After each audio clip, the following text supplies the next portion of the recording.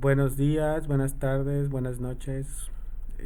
Vamos a ver el tema de sensores de presión, pero primero vamos a repasar los conceptos eh, acerca de la presión, ¿verdad? Para entender mejor los sensores y los instrumentos. ¿Qué es la presión? Vamos a leer, dice, es la fuerza que actúa perpendicularmente sobre una unidad de superficie. Entonces sería la fuerza que se reparte en cierta área. Normalmente se mide en gases y en líquidos. Bueno, se le llama fluidos para agruparlos a los dos.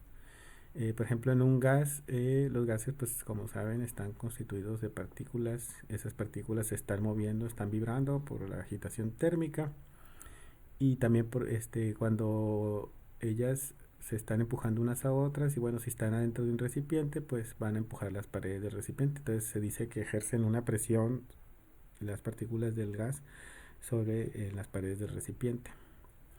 Este dice la presión es la suma de todas las fuerzas producidas por las partículas entre la unidad de superficie. Eh, este bueno, bueno, también los líquidos ejercen presión sobre las paredes que los contienen, sobre los recipientes que lo contienen. Una diferencia es que entre los líquidos y los gases es que los líquidos no se pueden comprimir, ¿verdad? Y los gases sí, o sea que pueden aumentar su presión. Eh, bueno, vamos a seguir. ¿Cuáles son las unidades para medir presión? En el sistema internacional se utiliza el pascal, que sería una fuerza de 1 newton repartida en 1 metro cuadrado. Imagínense, 1 newton es la fuerza que se ejerce 1 kilogramo de masa. Entonces, imagínense esa fuerza repartida en 1 metro cuadrado. Es una presión, un pascal es una presión muy, muy pequeña. Entonces, se utilizan otras unidades. Por ejemplo, bueno, históricamente la presión también bueno, están los milímetros de mercurio. Ahorita vamos a ver a qué se refiere, por qué se utiliza esa. Que esta unidad lo utilizaba Torricelli y también se llaman torricelis, los milímetros de mercurio, y equivale a 133 pascales. Está el bar, que sería, bueno, como el pascal es una unidad muy pequeña, bueno, se agrupan en unidades de 10 kilopascales y eso se llama un bar. Y bueno, también se puede utilizar la unidad de la presión atmosférica, es decir, esta sería una atmósfera es la presión de la atmósfera terrestre este, a nivel del mar y eso son aproximadamente un bar, que son 101.3 kilopascales. Está también el sistema inglés que utiliza el PSI. La P es de pound, pound se puede traducir como libra. Y la S es de square inches. Entonces, PSI significa libra fuerza sobre pulgada cuadrada. Y equivale a 6.895 pascales. Fíjense, esta unidad es más grande que el pascal, mucho más grande. Entonces, esta es la que normalmente se utiliza en la industria. La de los PCIs. Cuando van a inflar llantas en la gasolinera, que le dicen póngala 32 de presión o 30 de presión. Pues esta está en P6.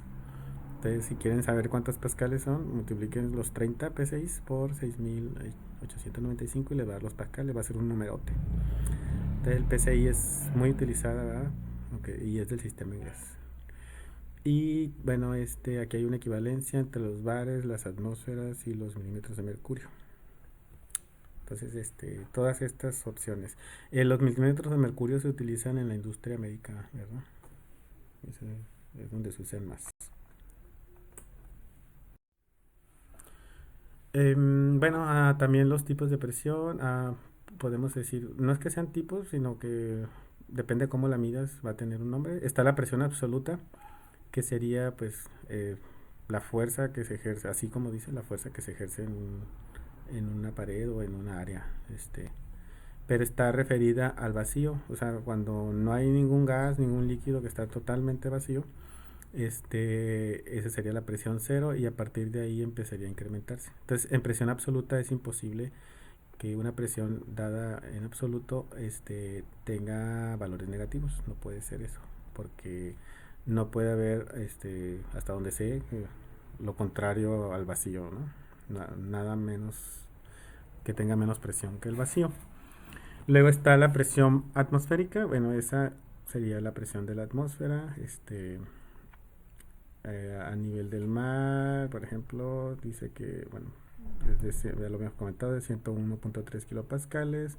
A eso se le llama una atmósfera. Y bueno, va a aumentar conforme están en el nivel del mar. Si subieran arriba del nivel del mar, la presión va a disminuir porque es menos el aire que tienen que soportar. Y eso equivale a 760 milímetros bueno, ahorita vamos a ver el instrumento que mide la presión atmosférica, que se mide en milímetros de mercurio. Y está la presión manométrica. Estas presiones son superiores a la atmosférica y se van a medir por medio de un elemento que, bueno, define. Haz de cuenta que la manométrica es la presión con respecto a la atmosférica. Toma la presión atmosférica como cero y a partir de ahí se mide la manométrica. Entonces, hagan de cuenta que, por ejemplo, una presión manométrica de cero quiere decir que está a presión atmosférica, no quiere decir que sea la presión absoluta de cero.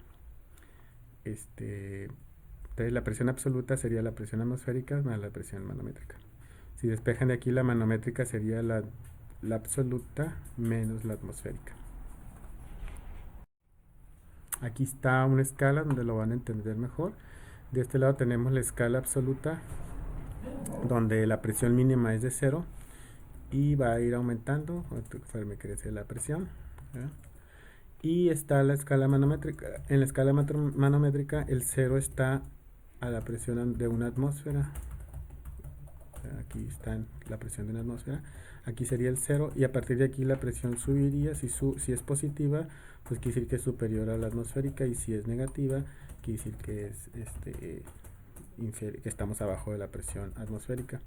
Entonces, no va a haber una presión manométrica más chica que menos 101.3. Aquí está mal, son kilopascales, ¿verdad? Y no va a haber presiones en la escala absoluta, no va a haber presiones negativas. Otra diapositiva para que lo entiendan mejor. Por ejemplo, este recipiente está a presión atmosférica. Si los refirieran a la escala absoluta, pues sería 760 milímetros de mercurio en la absoluta y 0 en la manométrica. Entonces ese recipiente lo cierran, lo tapan y le meten más gas de lo que hay afuera. Entonces aquí afuera el gas es menos denso que adentro. Y entonces estas partículas, como están más apretadas, van a ejercer más fuerza sobre el recipiente. Entonces aquí van a tener una presión manométrica que va a ser positiva.